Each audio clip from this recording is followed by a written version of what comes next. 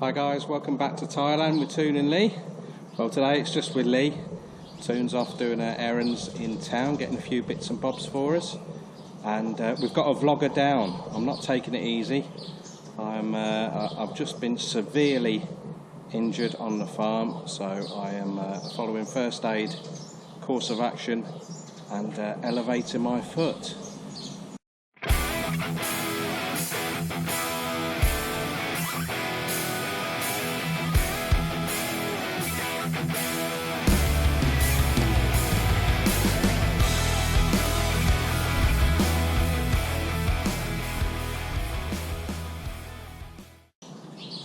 Now don't worry guys, I'm not going to show you anything gorish, but I'll just talk you through what happened. As Toon shot off, I shot off onto the farm to carry on doing some mulching around our palm trees, using our ever famous green gold. And I was carrying my landing net full of the stuff down the slope, and it was past an area where we dropped off a load of Mum's old used timber from her poultry shed, and I felt a sharp stabbing pain in my heel, and a 2-inch roofing nail had penetrated me straight through my lovely Adder flip-flop. So luckily I am highly trained in first aid. What's the first thing they say to do is don't put yourself in danger. So what I immediately do, I pulled the nail out and threw it over my shoulder, and then I couldn't find it again, so there was a chance of me standing on it again. The next thing is to sit down and calm down, but I still had a landing net full of mulch to put around a palm tree, and I didn't want to leave it there, so I carried on doing that. Then realised walking around on a foot with a hole in doesn't go well, certainly in the heat. And my flip-flops soon filled up of claret. So I had a quick word with myself, Lee, get a grip, get back to the house. Hobbled into the kitchen and made a beeline for the medicine box, or a first aid box, so it's a combination of the two. And got my betadine, so a bromide, and a Mahusive elastoplast. Washed my foot up and popped that on, and elevation. And it sort of like gave me like 10 or 15 minutes just sitting here quiet thinking, when really I want to be working.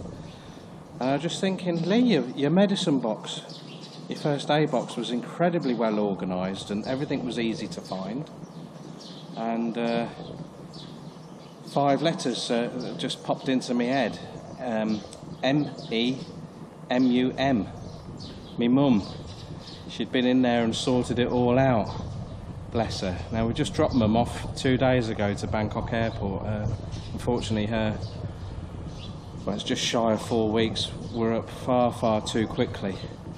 But she's certainly left a lasting impression, far more so than just sorting out our first aid shambles. That's what it was, really. I should be ashamed of myself. One of the things that they teach you is to how to replenish and take care of your first aid bits and bobs. So it got me thinking a bit more about my mum's time here. So it was just 4 weeks, nowhere near enough. Normally she's here for 6-8 weeks, something like that. I'm sure Mum won't mind, and I know she watches all these videos, me saying that she's 75 years young, and every single day here she never sat still. She grafted her socks off, although she was in a flip-flop, same as me and Toon, and she still found time to read 4 books and drink tequila and whiskey, not together, and beers, and partake of a few games of cards that didn't involve gambling, of course, because we're in Thailand. It's like people from if you're not from the UK, there used to be an series of adverts in the UK about Duracell batteries, and there was a Duracell bunny and they always go longer than any other bunny powered by other batteries. That's my mum. So she never sat still, never moaned about working hard. The only time she was moaning was when she didn't get a task finished and it was going over into the next day. And I know she left with one regret, that she never had time to complete putting her last line of green string on her runner beans.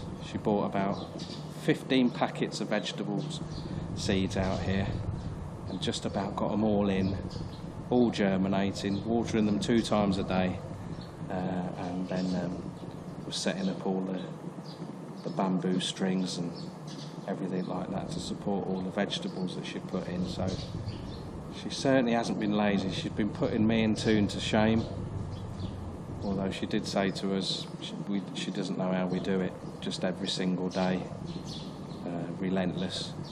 And I don't know, to us it's second nature. Some days it does take its toll, but yeah, what an amazing woman. And I'm sure everyone that's watching this has got an amazing mum, but sometimes, well, I know I am guilty for not telling her how much I appreciate her, and you know, perhaps I take it for granted too much sometimes. But I know everyone's mum is very special, but I think they're the most special people in the world, our mums. It's a pity not more of them are in charge of running countries, isn't it? Mind you, the UK's got one at the moment. I think she's a mum, and apparently, I don't know, but apparently she's chuff all use. To me, it's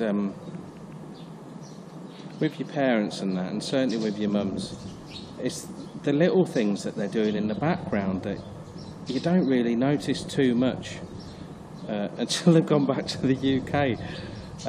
You know, when you're grafting away and then there's just a shout from the kitchen, you know, do you want a cuppa, and there's a biscuit there ready for you as well, and, you know, and just a little bit of a chat and break from doing the graft and talk about the weather and that sort of thing. It might seem not meaningless, but you know, what's the word? It might seem a little bit trivial to some people, or sometimes at the time it might be, but when they're not here with you, you realise it's a huge thing, and they're always trying to take care of you. And how are you feeling? Oh, you've been out in the sun a long time. Although I was moaning at Mum being out in the sun too long doing her beans without her hat on as well, I might add. It seems that mums don't listen as well as their kids. So Plop's alright, he never gets anything in his foot because he doesn't move. Some of the other things that I wouldn't say go unnoticed, but just sort of like get added to the list of what mums do when they spend some time with you. You know, my mum would be doing the dishes and she'd do her own washing, and what else? Just clean the bathroom, and just endless. Very, very few times I'd come back to where we are now under the sort of like the main roof of where we live outside, and or where we spend some time outside rather. It should read a book for about an hour, and then the book would go down. It should be back out again doing something. Pottering. I think that's the best word for my mum. She potters non-stop. But the thing with pottering, it's if you keep pottering for quite a few hours a day, it's amazing what you can accomplish. And it wasn't all graft. She had a bash at doing lots of things while she was here. We took her foraging in the river, and she got up to well, it was almost, well, it was thigh high, and she nearly took a tumble and took me with her, but she enjoyed it and we had a right old laugh. And how did we get to the river? Well, we went on Ben Hur, and Mum doesn't like motorbikes, but she was on that, and we had a giggle. We took her to the steak shop a couple of times. That was on Ben Hur, and also to a Mugatat shop, restaurant type thing where you cook your own. And all the Thai locals were taking the piss and pointing and laughing, and speaking under the breath, you know, how bad it is for Lang to be travelling on such cheap, poor transport. Told my mum, and she just laughing, but as she had a couple of beers, I think it pissed her off a little bit as well, but hey ho. She bit her lip, she didn't take anyone to task. I've now got to hold my gimbal, it's ran out of battery, so hopefully I haven't got my digits over a microphone, but stability control is now dysfunctional. What else? She sat in the car for far too many hours, not just getting to and from Bangkok, but also we dragged her to immigration a couple of times, and never moaned. Maybe moaned about her bum aching a little bit on the back seat of a pickup truck, but apart from that, not an issue. I think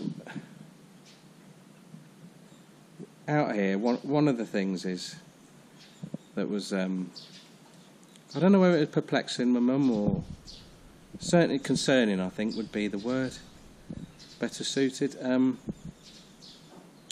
Just how hard it is leading this type of life, as much as me and Toon enjoy it, just how much it takes out of you.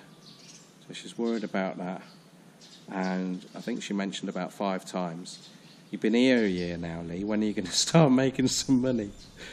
My standard issue excuse was, or retort was, it's a farm, no one makes money in the first year, or if they do, I don't know what they're doing to do it.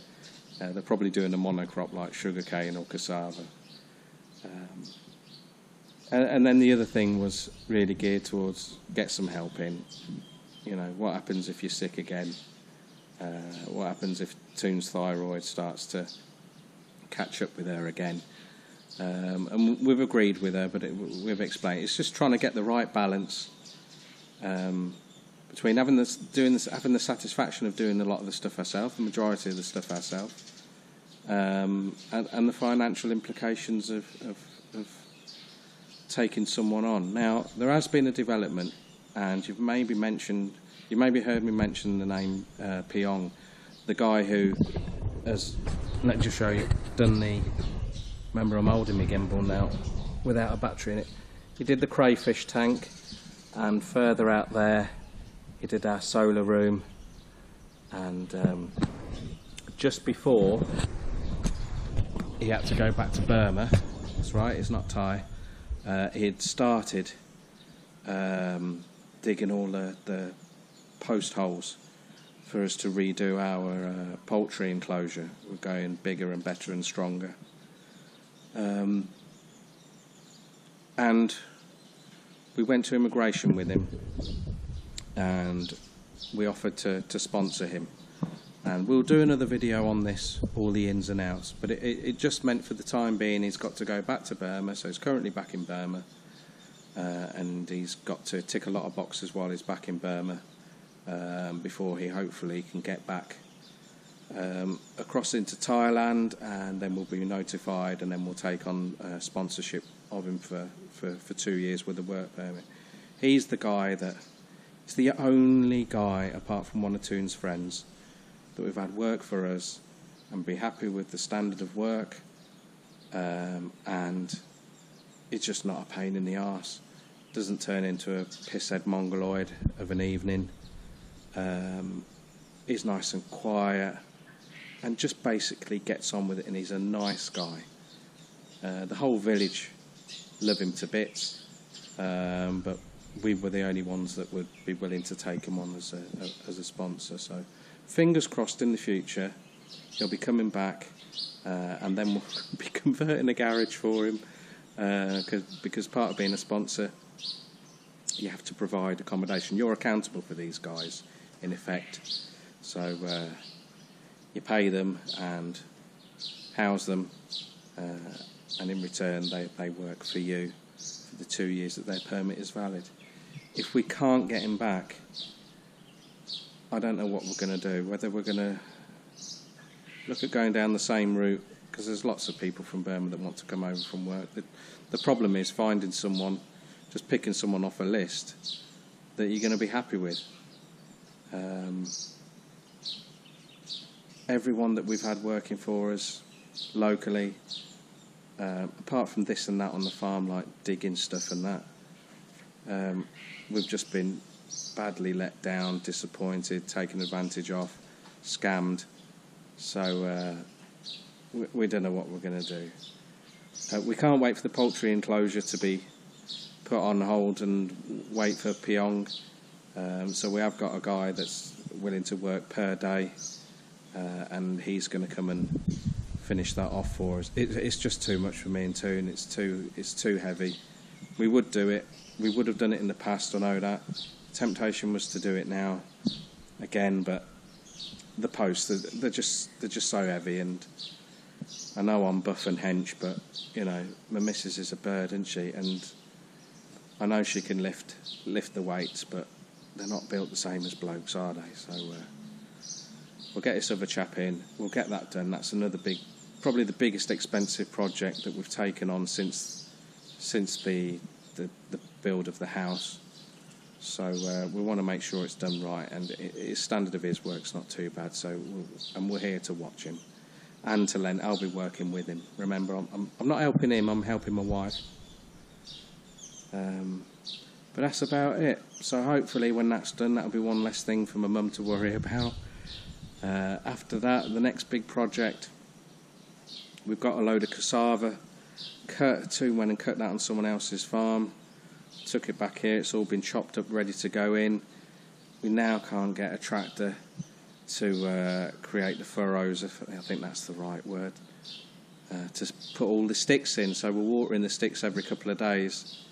I think the reason we're struggling to get people to come and put the furrows is we're only doing a couple of rye, and it's all in between other bits and bobs, so it'd be quite time consuming for a guy with a tractor to come, and there's quite a lot of work tractoring it locally at the moment because we've had 2 heavy downpours, and a lot of people are trying to get the cassava in. So a lot of people have got like 50, 100 rye, that sort of thing, all cassava, and there's no trees or any other crops in the way, so it's easier money for them.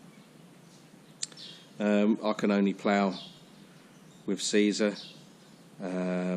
Toon's just nipped into town with one of our ploughing discs that got ripped off. We hit a massive boulder that was half hidden under some weeds, so once I get that back on, I'll be out again. But that only preps the soil. We need it all mounding up like you do in your spuds back home. So hopefully we'll get that done, and then it's just steady progress, mulching every single palm and feeding them and spraying them for bugs. Toon's big brother came a couple of days ago just to take my mum back to the airport for us, and he was saying, look, you should be pest control once every 2 weeks. So we were slacking on that bit of it. My focus is mainly on that because our bamboo and our eucalyptus are our main bulk crops. We're still waiting on the lake date, and we've decided to wait for the rains to start before we put in about another 50 or so palm nut trees on the far side of the lake. Once the lake's done, then that'll be a huge planting project, and then it'll be accommodation. So we've got enough to fill a year, that's for sure. And we've got a bit of good news. Toon booted out our tenants, and we've now got new tenants in. Well, they've gone in there and they're actually cleaning the plate. They can't wait for us to go and clean it. They want to move in the first of the month. I don't know what it is now, 26th or 27th. They came, paid a month's deposit, paid a month early. They've gone down and cleaned it all out. I think we've got a leaking tap. Everything else is okay, but they did say there was a lot of fish scales there. So, and they're renting the shop offers as well. It's just like a little unit at the front of the house. So we're getting 1,800 baht a month now from that, and it's actually a young couple. The girl is a friend of Toon's younger sister, who she used to go to school with. So her husband and their young kid, and in his spare time he's going to use the shop as a little barber shop in the village. So that was a nice little bonus. And hopefully Mum's dream on her last night here will come true. She dreamt that she met the king. Someone introduced himself as the king, and that we were going to have an incredible amount of good luck in 2019. And she also saw Toon's angel, which is the snake of God. So hopes are high. We're feeling motivated. Well, I am. Toon's still not too bad on her thyroid medication, and I suppose I'm going to do like my mum always does, just keep pottering, just not today with me poorly foot. I'm not saying that roofing nail was long, but bloody lucky it missed me internal organs. It went up through my heel, up through my Achilles, past me patella, through my femur, just missed my kidneys. But I think it did graze a couple of ribs on the way. But I'm not going to make a big song and dance about it. You just got to carry on, haven't you? So thanks everyone, guys. It's been a right old ramble. That's what happens when I sit in a hammock. It's totally alien to me. And I'm just going to go and make a green tea. I can't have a biscuit because I've already eaten the last lot of biscuits that Mum left. Thanks for watching, guys. And remember, don't throw roofing nails on the floor, otherwise you might graze a kidney. Ta-da for now.